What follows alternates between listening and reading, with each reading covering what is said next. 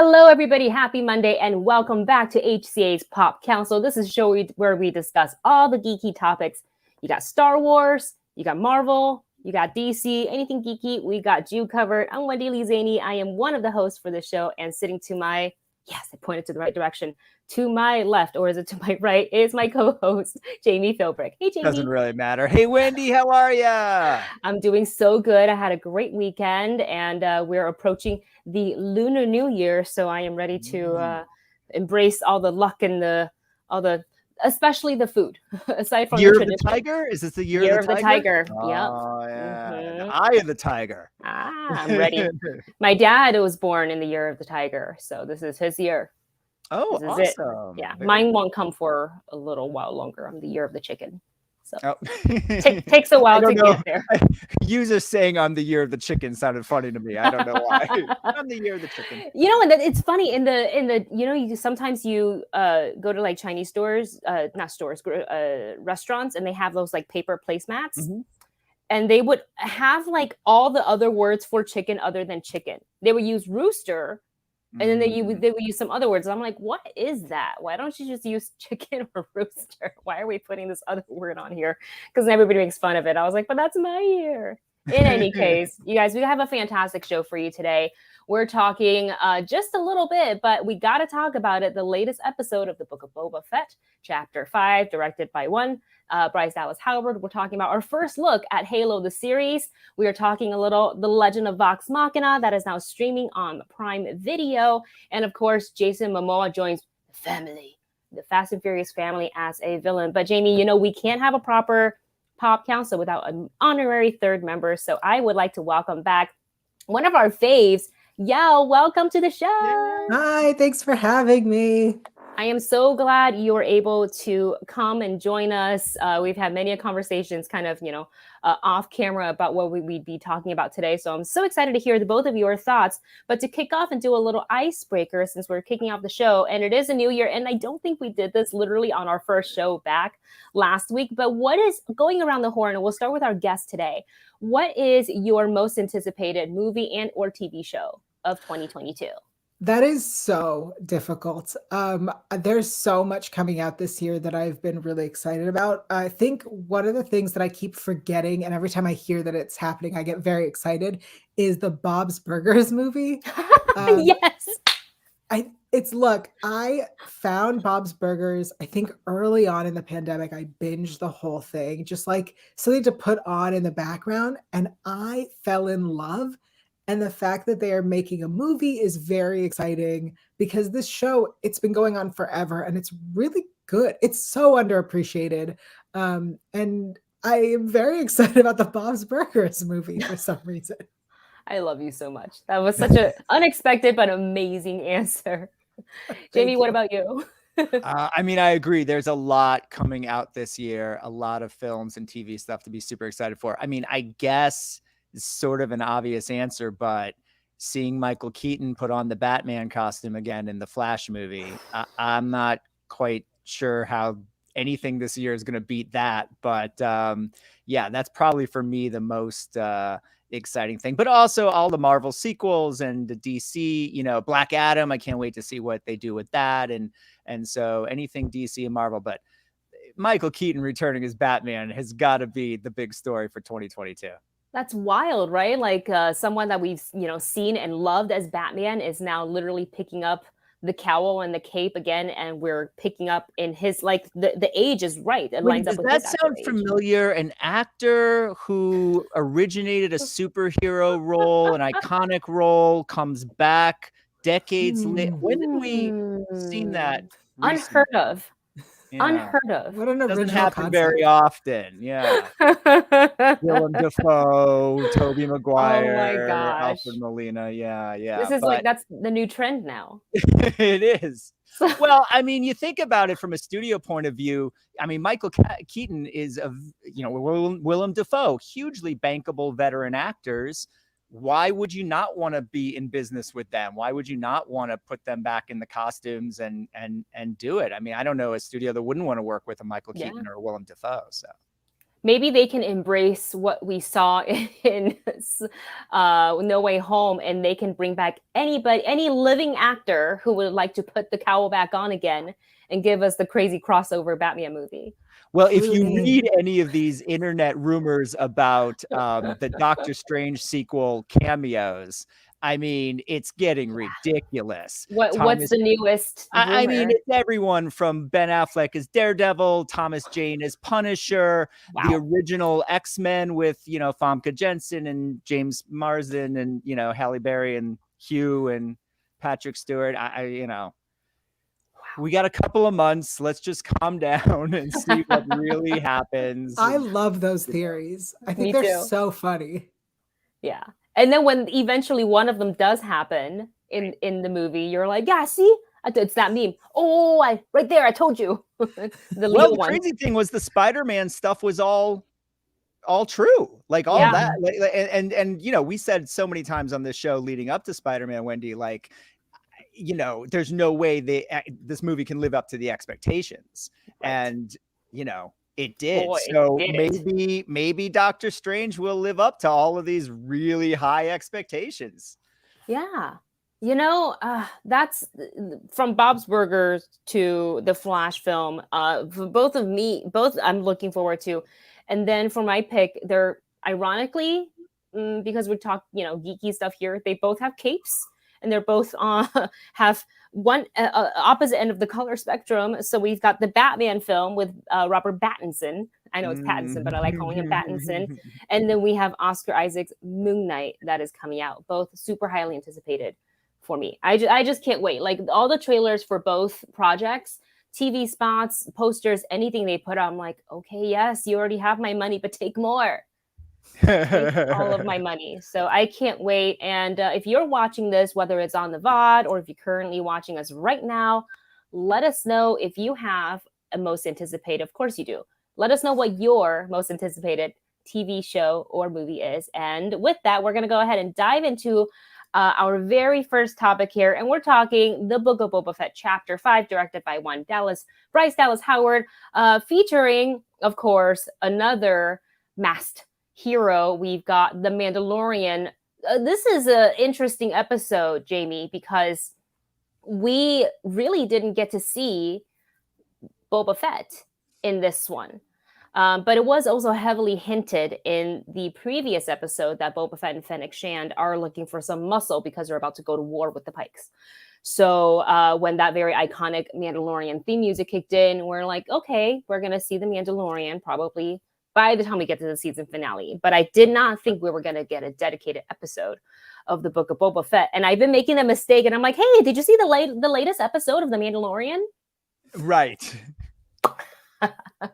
So your thoughts on this episode? Yeah, you know, it was really interesting. I think I'm stealing this from someone else that said this online. I don't know who, but someone said, I've never seen a backdoor pilot to a series that's already going into its third season before. Like, so it was strange. You know, once the title was revealed when I was watching it at the beginning, and then we heard the music and saw him, I was like, oh, okay, we're getting Mando. And one of my big fears going into Book of Boba Fett was, how is it going to be different than the Mandalorian season, like series? Like even when they gave us that teaser at the end of season 2, I was a little confused. I was like, well, is Book of Boba Fett like the name of season 3 of the Mandalorian? Mm-hmm. Is it its own separate show? And obviously we found out that it would be its own separate show. And I thought it was really important that it keeps a separate story from the Mandalorian. Otherwise it just becomes Mandalorian season 2.5. Yeah, exactly. Which it sort of is seeming like this is what's happening. You know, we talked about last week. I love Boba Fett. I like the series. I was somewhat bored with the series up until this episode. and Wendy, you had mentioned that this is a lot of fans' favorite episode of the Book of Boba Fett season. I don't think that says a lot of good things for the Book of Boba Fett season, that their favorite episode is the episode that's really a Mandalorian episode and not a Book of Boba Fett episode. I don't think that says a lot of good things about what Book of Boba Fett has been setting up, that the entire audience is more interested in Mandalorian than they are in the show. That being said, and I'm curious what your thoughts on this are, and a little bit of a spoiler here for anyone who hasn't seen it yet, but at the very end of the show, Fennec, you know, what we knew, that she was looking for muscle, and she makes an offer to Mando. Mando, it seemed to me, agreed to the offer, but has to go check on Grogu first. So do you think like next week's or this week's episode will be set after season 3 of Mandalorian, and like Mando going to visit Grogu is season 3, and what we'll see separately later, and then they sort of flash forward to Mando? Or do you think, you know, we will see him visit I mean, it's got to happen pretty quickly. I mean, we're not going to spend a whole another episode on Mando, right? I hope not. I mean, does he quickly go see Grogu and then come back, and then we get back into Boba Fett? Or do you think him visiting Grogu is season 3 and all those adventures, and then we're just going to see the Book of Boba Fett and him return, you know, sort of a time jump? Do you see what I'm saying? Yeah, no, I do see what you're saying, because it was a really important kind of like a layup there. Like, sure, I can help you and Boba Fett on the house. You know, you don't need to give me any money. We're family here. That's great.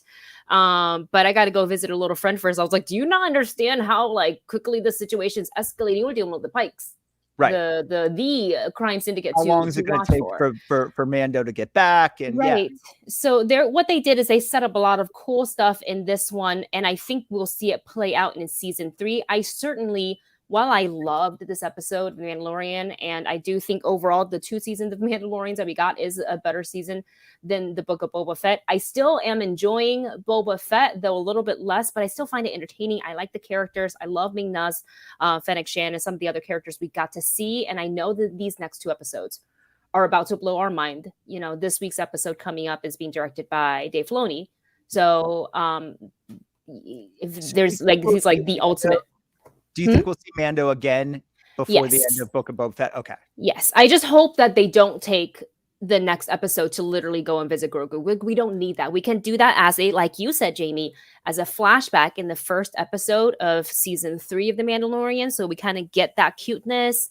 And then just a quick, you know, he's got a very fast ship now. We got to see the Naboo starfighter, so he can like zip zap zoom over to Grogu, assuming he knows where he is, and then zip zap zoom back, and then be like, all right, boss, I'm ready to fight. And with that, we just really quickly, before we dive into our next topic here, is we did see again the appearance of the dark saber, and Din Djarin being the one wielding it, but he does have trouble using it because, as we know, he's a Mandalorian. He's not a Force user, so he does need to get a little bit of help with that, which I think we will see also play out further, but hopefully in his own season and not in the next 2 episodes of the Book of Boba Fett, because this is a chapter, and it was great to have for Din to have his own, you know, page in this Book of Boba Fett series. But the next 2 should be, let's teamwork and let's have the star of the show, Boba Fett, back. Wendy, when we do see Grogu again, do you think we'll see young Luke Skywalker? I mean, I kind of want to say it, but I feel like it was just a one-time thing. I feel like they can't go to that well too much. As much as I want to see it again, you can't go to that well too much. So I think the less I want to see him again, but I think sprinkles here are better than making him, you know, a supporting character. Maybe like an arm, like a gloved hand with the lightsaber, and saying like, you can hear Mark Hamill's voice, and you know, this is how you do it, and Grogu learning, and that's it. Because it takes away also the like we're always going to be so. I don't want it to set the precedence of like the fans, oh, we're always going to get Mark Hamill back as Luke, which is amazing. Don't get me wrong. I just think, you know, then let Luke have his own show then. Right. If that's the case. All right, we're going to go ahead and jump on to the next topic here. And again, masked characters, but we are finally getting where is my my graphic? Here it is. We're finally getting a Halo series. I don't know about you guys, but I feel like I've been hearing all the talks about a Halo movie, live action, or Halo show for years. And then it was just like, this isn't gonna, wasn't JJ Abrams working on something like this like years ago? Well, the long story is Peter Jackson was working on it. That's who it was. And that's what District 9 became. District 9 was made out of basically, you know, props and pre-production for a Halo film. Wow. We finally got a first look last night or yesterday afternoon, if you're on the West Coast during the football game. The official trailer has dropped for the live action Halo series that's going to be streaming exclusively on Paramount Plus on March 24th. Going to our honored guest, Yael, did you get to take a look at this trailer and your thoughts on the live action adaptation from the video game? I did watch the trailer. The trailer looked very exciting and fun and action packed. But I have been so disappointed by video game movies that I have my hopes so low for this. I am not at all excited. I'm not at all looking forward to it. I'm not even sure that I will even remember that it's coming. But I will say this. I also was not excited based on the first images from The Batman. And then the trailer came out and I got very excited. So at this moment, I do not care about this Halo series. But I'm willing to admit that things could change, right? It's Pablo Schreiber? Yeah, American Gods. He's amazing. First of all, he had an amazing arc on Law and Order SVU, the greatest show of all time. But also, you know, he has a really amazing repertoire of things that he has done. And I think that he's great. The cast is great. It could be great. But at this moment, I don't care. No, I understand. I think all of us kind of approach video game movie or show adaptations sort of with not the highest expectation. Like, we want to just cautiously approach it because I think, as if you're a fan of the video games, naturally you want to get excited. You want to be like, okay, I played this game for years. I get the lore and I get the backstory, and I, you know, hope that they do the story justice by following it as true as they can for television or movie screens, while the rest of the audience who maybe have heard of Halo but haven't touched a video game can also, you know, fall in love with it. Like, that's the hope, I think, as a fan of anything, that you're like, yes, I love this book and or TV show, or this book or video game, and I just want everyone else to, I hope it's good. And, you know, so far video game movies haven't, you know, there's a reason why people say, oh, the video game movie curse. They say that for a reason. There's been a few that's, I think, you know, done much better than expected. There are some. And I know eyes are on Uncharted right now for it to do well. And I personally feel that TV series are kind of the way to go for video game adaptation because you have more time. So going to Jami, what are your thoughts when you got to see the trailer for the live action Halo series? Yeah, I mean, I have the same fears that you guys do. You know, there's never been a great video game adaptation into film. There have been some probably good ones, okay ones, but nothing great, right, that stands out. So yeah, there's definitely that concern. I also never really played Halo. I mean, I'm sure I played it once or twice, but I was never really got into it. But I know of the sort of the lore behind it, the mythology, and I'm really excited to see what they do with it. It does seem like it'd be perfect for sort of a big screen film. So the fact that they're doing it as a series is interesting. And I agree, Pablo is an amazing actor. He was unforgettable in that Law and Order run that he did. Yes. I know exactly what you're talking about.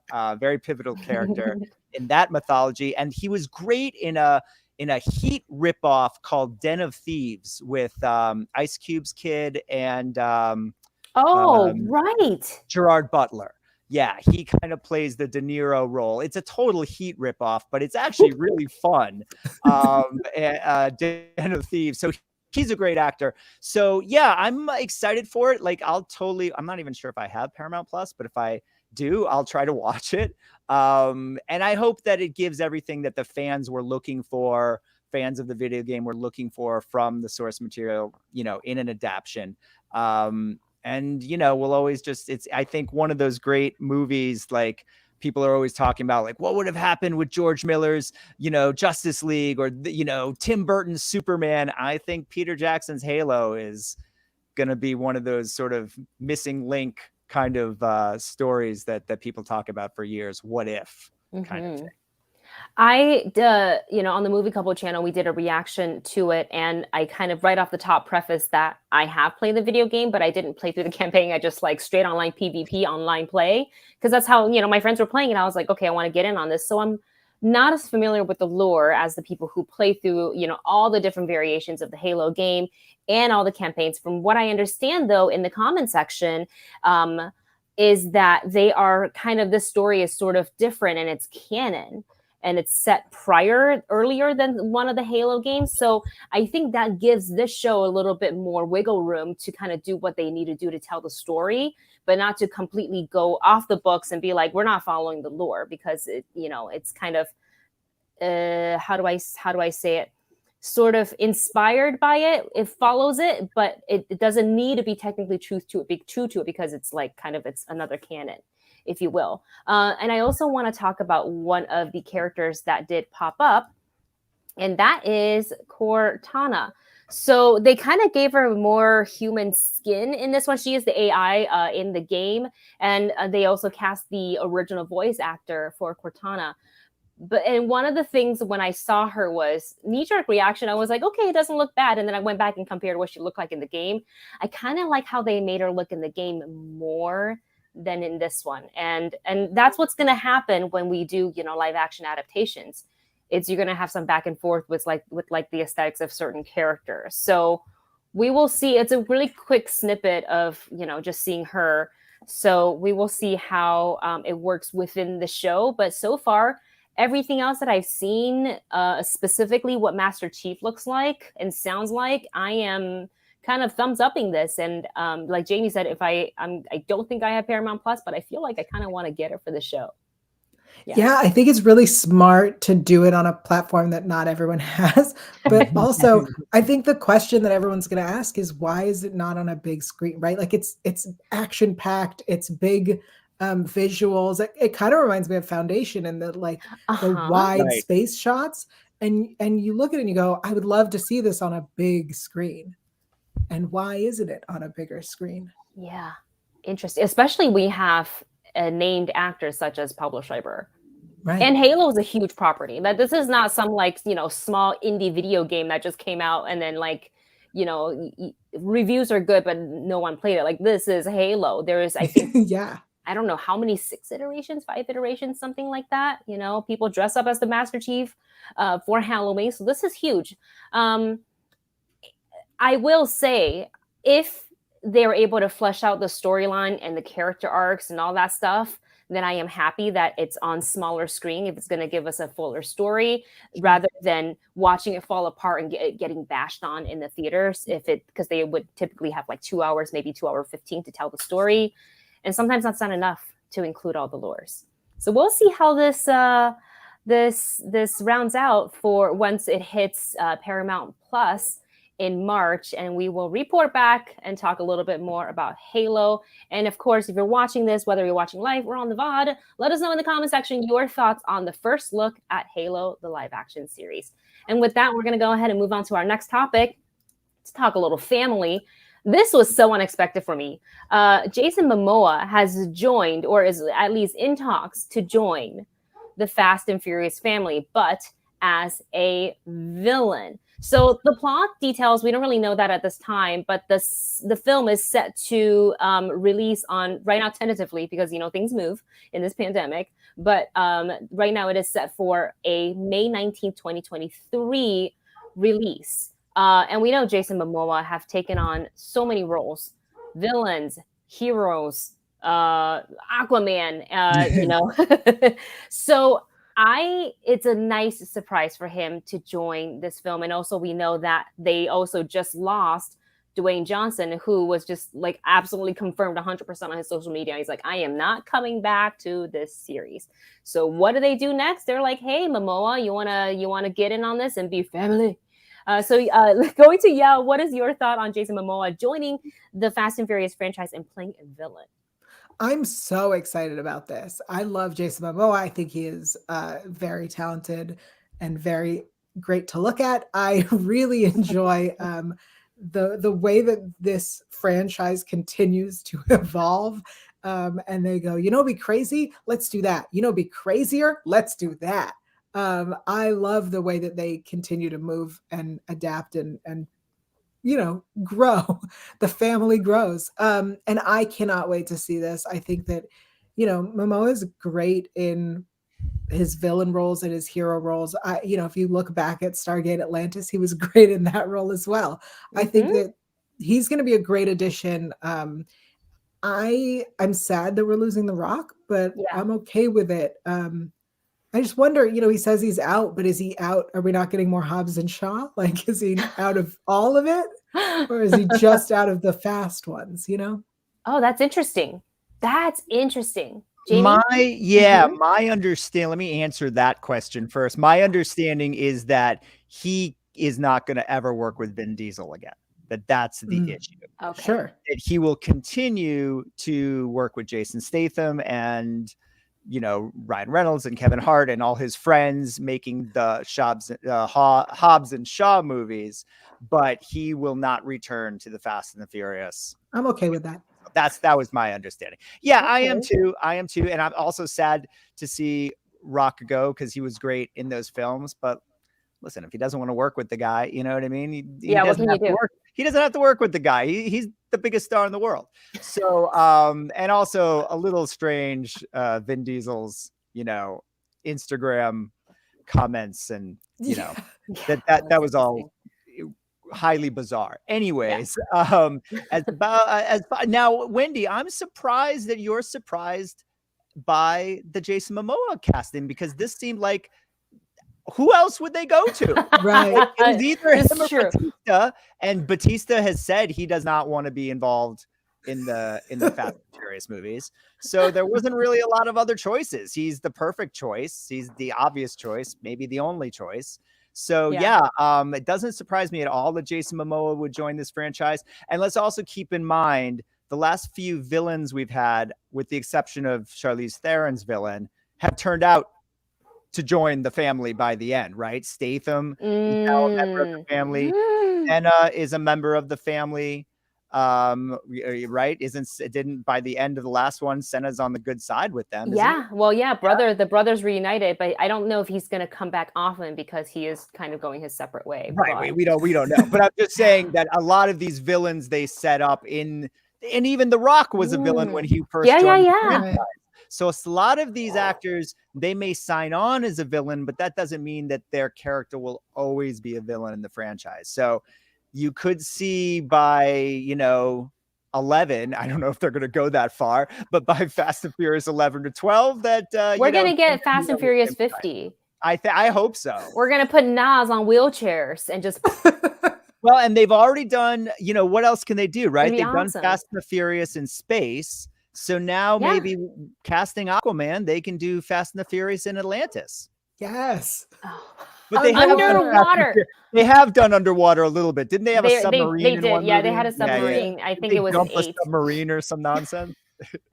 The Rock kicked it or punched it, or maybe it was Vin Diesel who punched it. The Rock punched a submarine. Yeah, it was amazing. Vin Diesel punched a submarine. What's so funny is I sat in that press screening and I hadn't watched since Fast 4, I think. So I was like skipping a ton. And so I sat down and I was like, God, I'm not going to understand any of this. So I sat with Roca to my left, John Roca to my left, and fellow movie critic from YouTube, Jeremy Johns, on my right, because we both came from work. This was when Jeremy was in LA. And this is the part, but spoiler here for you guys. They're on the ice. This is after the punching of the submarine. And the bomb was going to explode on the ice. So all the cars swooped in and created a car family barrier around Vin Diesel. And right before the explosion went off, Jeremy, I'll never forget this because now it's always in my head. Jeremy leans over and just in the softest whisper before the explosion, family. And I was like, so me and Roka both heard this and we're giggling because it's so accurate. It was so good. Like I ate that movie up with a spoon. I ate it up That with a is spoon. the fun of the Fast and Furious movies, that they are completely bonkers, ridiculous, like, could not happen in any world other than the world they're set up in. I mean, yeah, they're crazy.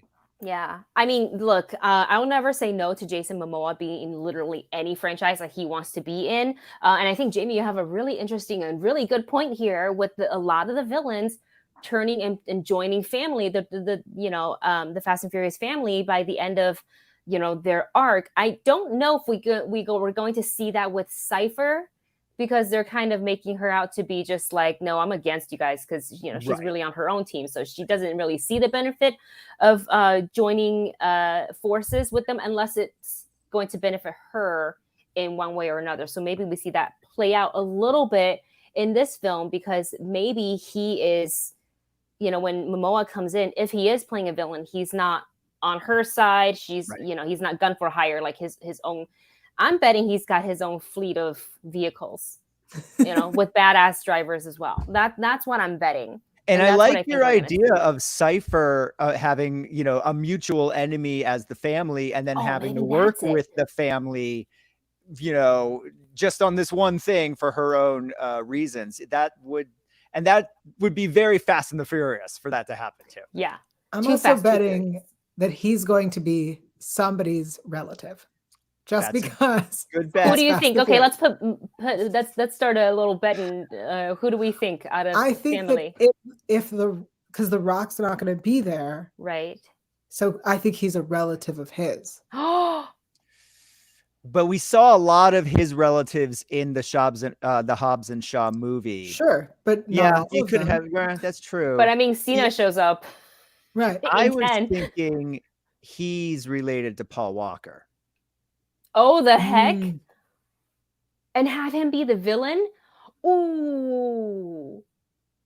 Jamie. You could connect him to, why am I blanking on Paul Walker's character's name? But Brian. You could link him to Brian somehow, I think.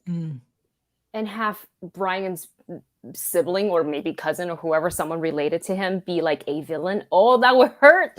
That would hurt. But then you get into the issue of how do you not, since Brian is alive in that world, how do you bring in a character tied to that character when you're not going to have that character? Oh, but I kind of do like that idea, though. Yeah, it's good. It's good. I like that. Oh. Well, I mean, listen, he could be another. I mean, we didn't know that Vin had a brother until they cast John Cena. So he could have brothers. Who knows? That's what I'm saying. Yeah. He could be Letty's brother. I don't know. That'd be interesting. That would be good. Yeah. That would actually work really well. Letty's brother. Yeah. I could see Michelle Rodriguez and Momoa being related. I can see that. Yeah. And maybe he comes in sort of like hey, what's up, sis? What's up, fam? And then, but it's working against them the whole time until the end. And then we carry that over into 12 and 13. We're done. Justin Lin, we've got this lined up for you, Justin. I think Vin has said that 10 is it, right? They always say that. They always sure. They always say that. They always say that. It's just such a popular franchise that I think if the actors are cool with making more, if the director and there's more stories to spin off of it, do it. Yep. It's so entertaining in theaters. Like, I know some people hate on it. I did for a little bit. I think after Tokyo Drift, I was like, I wasn't a fan of Tokyo Drift. No, and I think that's why you were kind of okay at best, right?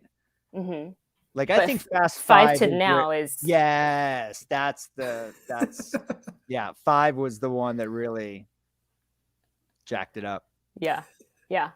I'll say. All right, well, you guys, let us know your thoughts in the comment section about Jason Momoa joining the family. Will he be a villain? I think it is confirmed that he is joining via the Fast 9 or the Fast and Furious social media, but obviously we don't know if indeed he is playing a villain. I would love to see him take on the role of a villain. I think he'll look fantastic. Well, he looks fantastic anyways, but we will keep our eyes on this and let us know your thoughts about this topic in the comments as we dive into our final topic of today's show. We're talking Legend of Vox Machina. I am so excited, and I want to thank both Yael and Jami for taking the time to watch the first 2 episodes that is now available on Prime Video. There's 3 episodes, and what they're doing is they're dropping 3 episodes per week. So next week we'll get 4, 5, and 6, and so on and so forth. So this is the journey for the Legend of Vox Machina is really, really interesting because this started off as Critical Role, which is a very popular tabletop role-playing game. They play D&D 5e, and they first started broadcasting their 4-hour plus games every week on Geek and Sundry, and then eventually kind of got their own, came away from that and started their own thing. And in a similar way, started their own series. So they said that they wanted to, take the story of Vox Machina, which is their first campaign that they have completed, and they wanted to do, turn it into an animation. So they did a crowdfunding, they Kickstarter, and the goal was $750,000 for it to fund the project, so they can pay animators, writers themselves, obviously, and so on and so forth. And the fans of Critical Role, they are called critters, just like BTS fans are called ARMY. The critters came in hot, and they not only raised to $750,000, they surpassed it, and I think it was like 1.2 million or something insane like that. Long story short, the critters came through. The passion for this group, this cast, and the story is obviously everybody's very passionate about it. And now it is available on Amazon Prime Video for everybody to watch. So that is kind of the premise of the Legend of Vox Machina. It is fantasy based. It is rated M for mature, just like Invincible. So just don't think, oh, it's a cartoon for kids. Your kids should not be watching this. And if they're going to watch it, you should absolutely be there to sit, to watch with them if that's the route you choose. I'm not a parent, so I can't help you parents, but word of advice, don't let them watch it alone, because they're going to have questions for you. You guys got to take a look at the first 2 episodes. What were your thoughts? Let's go to Jami. So I found it really interesting. I thought the animation was great. I enjoyed the actual animation itself. I like that style. And I was surprised by the mature adult themes. I wasn't expecting that, but as soon as I realized, oh, that's what this is. Okay. Now I get it. So I liked it, but I have so many questions, Wendy. And so maybe you will know or be able to give me an answer. So I looked up the history of this, and I understand that it came from the podcast and came from this, D&D campaign that they were doing on the podcast. How do they have the rights to this? So how does Dungeons and Dragons not sue them? Because there are still words that you can use that's not copyrighted by Dungeons and Dragons, which is owned by Wizard of the Coast. So you'll hear them. You probably, for example, Scanlan, who is the gnome who plays a little lute. Mm-hmm. In episode 2, I believe, yes, in episode 2, he called Scanlan's hand, and the big magical purple hand appeared, and it was able to grab one of the other characters and throw him towards the dragon that they were fighting. In the actual campaign, because it's D&D rules, the spell is called Bigby's hand, and Bigby is a wizard or sorcerer from D&D. However, that is copyrighted, so you can't use that. So they changed it to Scanlan's hand for copyright reasons. But all this still falls under fantasy, just like Lord of the Rings and all that stuff. So terms like gnome, mage, rogue, and there's a couple of words that you can see that they're kind of treading carefully and to not kind of go into those territories. And that's why they have 50 million writers on this. Mark Bernardin is one of the writers, Jennifer Murrow, Ashley Birch. So those are, I think, some of the ways to work around, because this isn't the first fantasy animation, and it certainly won't be the last, but they do have to be careful as far as, I think maybe that's why one of she's a healer. She's a cleric. The class in D&D is a cleric, and I think it's okay to use it because cleric is actually a thing, but they haven't technically said she is a cleric. They call her a holy person. So because of the structure of the game, and I probably haven't played Dungeons and Dragons since 1985, but if I remember correctly, because of the structure of the game that really calls on you as the player to create things, to create a story and a world that anyone that plays Dungeons and Dragons can then use that material for their own project, as long as they don't tread on copyrighted Dungeons and Dragons terms. You got to be real careful about that. Essentially, yes, you could technically use it as a story building device, in my opinion. Interesting. You can. Has it ever been done before, other than this show? I believe it has. Yeah, I want to say yes, it has, but this is the most popular to date. Like Critical Role is beyond popular, probably like one of the most watched streamers on Twitch, if you will, because they do broadcast on Twitch, also simultaneously to YouTube. So that is how they're able to get around. And they on a stream, they don't shy away from the terms because they work with D&D and they work with Wizards of the Coast on the actual on the podcast. Yes. Yeah, okay. So they're affiliated with them. Yeah, there's a partnership there, but for the animation, the distribution rights, it gets a little funky when you start getting into digital and stuff like that. So they are being smart about that, and I appreciate it because, again, and that's why they're not advertising with any Dungeons and Dragons connection to the series. Nope. Right. The only connection that is maybe seen during the credits is it'll say critical. I think somewhere in there it says Critical Role, like their logo pops up because that's the brand, but like. That is it. Mm-hmm. Well, it's a really interesting concept to build stuff off of that. Yeah, it's fascinating. I'm glad you enjoyed it. Yeah, what about you?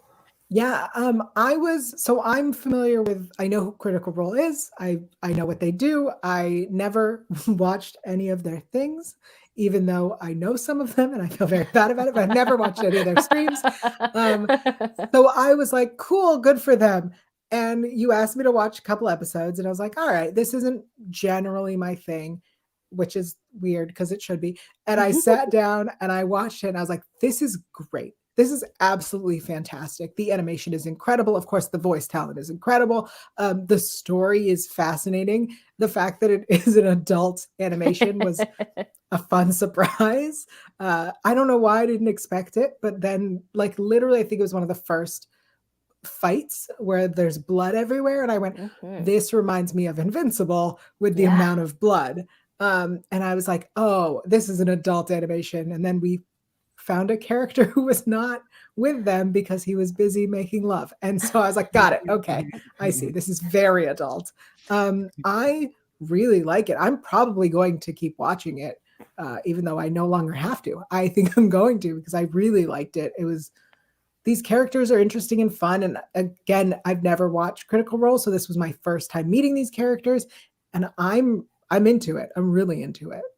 I do have a question for the both of you, though, because you're coming from two, different kind of views. Like Jami wasn't aware of Critical Role until literally we decided to pick the story. Yael, you not only know of Critical Role, you actually know some of the cast. What were your thoughts going in? Like, did you feel you were at all lost, even if you, because you didn't understand all of the background, or were you able to follow the story totally fine? Yeah, I think I followed just fine. I think they introduce everything enough. I mean, there's literally a song that introduces everybody, and I think that should have just been their trailer. Like that should have been, that should be the trailer. That should be the every week, like, hey, new episodes are coming out. Here's all you need to know. I loved that. It should be their theme song. Everything about that song just made me so happy. So yeah, I wasn't lost. It's easy to follow. I think if you like fantasy and you like adult animation, if you like Invincible, if you like She-Ra and the Princesses of Power, I think you're gonna love this. Yeah, I didn't get lost at all. I mean, I didn't know the history, and I looked up a little bit to see like, what is this? Where did this come? And that's how I kind of picked up on all that stuff. But as far as I'm well versed enough in Marvel and Star Wars and Lord of the Rings, and that, you know what I mean? There was no concepts in it that were foreign to me. So it was, and like any first episode, it does do, the song, as Yael mentioned, but also just in general, like it does a good job of sort of setting up this story, this campaign, if you will, right? So yeah, no, I had no problem following it at all. Yay! I'm so glad to hear, because I followed them. I actually did not watch the Vox Machina campaign when they were playing it on the stream. I actually got in their second campaign, which is called Mighty Nine. So I am, while I am aware of the characters that they play, their abilities, spells, and, playing D&D kind of on a weekly basis here in my home, sort of understand it. But I love hearing other people, their opinion on the show, and saying that they're interested and they're getting invested and they want to keep watching. Like what Yael said, it just makes me so happy. And that, like Jami, you're saying, like, I didn't know anything, but I literally am not lost, because that was one of the things I was worried that people were going to say, oh, it's based on a D&D game. Pass. It's like, but it's a good story though. It's such a good story. In episode 3, if you guys choose to keep watching, you're going to be introduced to new characters that are going to blow your freaking mind. And it gets the story, it'll get dark. It'll get, it's already adult as far as graphic violence goes, but the theme of it too, like, I don't know how they do it, but in the first episode, I was laughing, cheering, screaming, and like crying by the end. I was like, what the heck is this doing to me right now? Yeah, I think that I heard, it's this Critical Role D&D campaign, they're making it into an animated series, and I was like, nah, that's not really for me. And I think that that's kind of, I almost feel like they should promote it to like the non-nerd world as like a show you might like. Yeah. If you like Invincible, it's a show you might like. Yeah. And not tell them any of that backstory, because I feel like, there's such a everybody has their opinion on what D&D is, and sometimes it might help you want to watch it, and sometimes it might make you not want to watch it. Good point. Yeah, no, absolutely. So hopefully word of mouth is so far very positive. So hopefully people will get curious. And look, they're short watches. They're all under 25 minutes. Really short, really quick. And like you both said, the animation style of it's by Titmouse. It's fantastic. And everybody in the cast is literally a trained professional working voice actor. So that was going to be no problem. And for everybody who's watching right now, just for a little bit of context, we'll take the twins, for example, Vax and Vex, who have both Laura Bailey and Liam O'Brien, who have both voiced popular characters in World of Warcraft and many other video games. Laura Bailey is known for her work in The Last of Us. Travis Willingham, who plays Grog, the big barbarian, half giant, is Thor in, I think, the Marvel video game. I don't remember the title of the video game, but the new one. So. Probably Avengers. Probably the Avengers. Yeah, that one. Yeah. So I want to say Laura was Black Widow, but I could be wrong on that. And then Little Pike, she has got the holy symbol, the cleric. It's Ashley Johnson, who's both known in the voiceover world and an actress. And all of them are amazing. And don't forget the Emmy Award-winning actor Sam Riegel, or not actor, but producer Sam Riegel. Hold on, let me just get this one dude out of here. And with that, that is the end of our show, you guys. Let us know, of course, your thoughts on all the topics we discussed today in the comments section below. I want to thank both of my co-hosts for joining me on such a fun show today. Yael, let's start with you. Where can everybody find you on social media and your work? Yeah, I am everywhere online at Yael Tygiel. That is YaelTygiel. I host a show here with the Hollywood Critics Association called Hollywood Approved. We're currently on a little hiatus while my co-host gets married. But once that's done, we will be coming back. So check that out on this channel. I'm very excited about that one. You can also find me on the Law and Order SVU podcast, Law and Order S Review. Great title. I can't take credit. My roommate came up with that title because he is clever and I'm not. Also, the official Leverage Redemption After Show, a very distinctive podcast on the Electric Now app. That's where you can find me. Thank you, Yael. Thanks for having me. Of course, always. Please come back when you have the time. Yeah. Yeah.